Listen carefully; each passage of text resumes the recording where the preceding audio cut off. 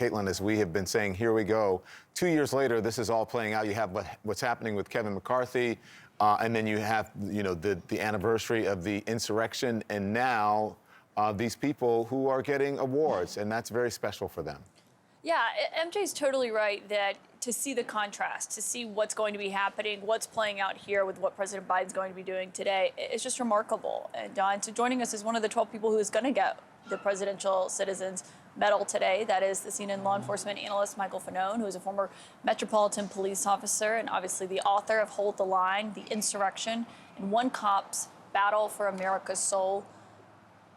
I wonder what it's like for you to be here on the 2-year anniversary. Like, what were you thinking when you were coming over here today? I was thinking it's really early in the morning. But really, you know what I mean. It has to be strange to be back here 2 years later. Yeah, I mean, in a way, I'm tired of coming back here. I'm frustrated at the lack of accountability for those that were responsible for orchestrating the attack on our Capitol on January 6th.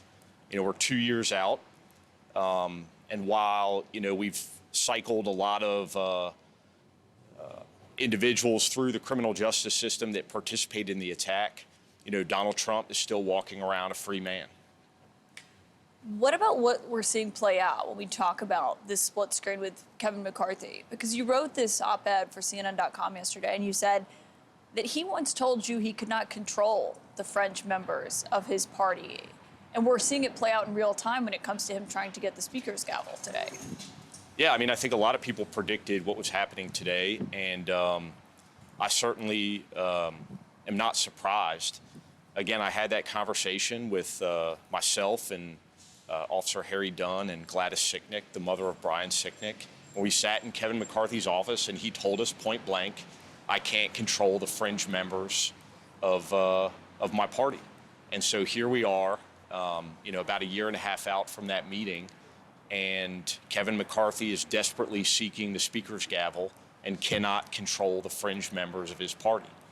By definition, a leader should have a firm grasp on all the members of his party. He doesn't.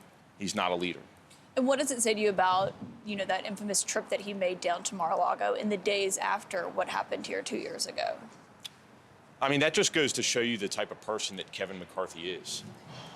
Kevin McCarthy cares about Kevin McCarthy, and his concerns lie in his professional future. He's the type of person who would, in the immediate aftermath of this, historic event, the attack on our Capitol, would lay the blame at the foot of the president, former President Donald Trump.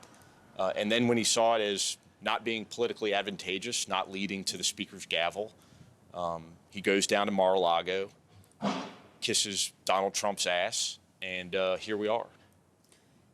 If Kevin McCarthy doesn't get the votes to become House Speaker, which he may not, what do you want to see and to hear from the person who is eventually the House Speaker? I want to see the new leadership denounce political violence and hold its members accountable for the rhetoric that they use, that we've seen time and time again inspire acts of violence across the country. One thing they've done here in recent days, I've noticed, is remove the magnetometers outside of the House chamber that had been put in place. What do you think of that?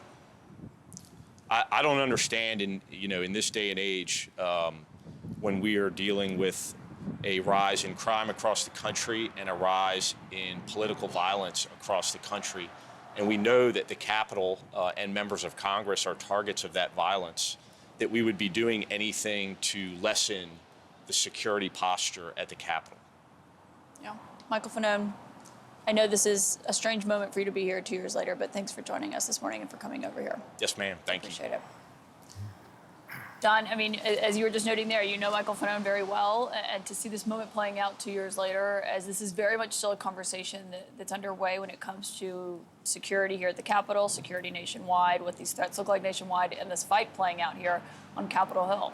And safety. And listen, I could say the insurrectionists picked the wrong people to mess with, and also the election deniers and the lawmakers, because Michael Fanone is going to say what Michael Fanone thinks, and he's going to say how he feels, as we have been witness to on many interviews here on CNN. So thank you very much for that, Michael and Caitlin.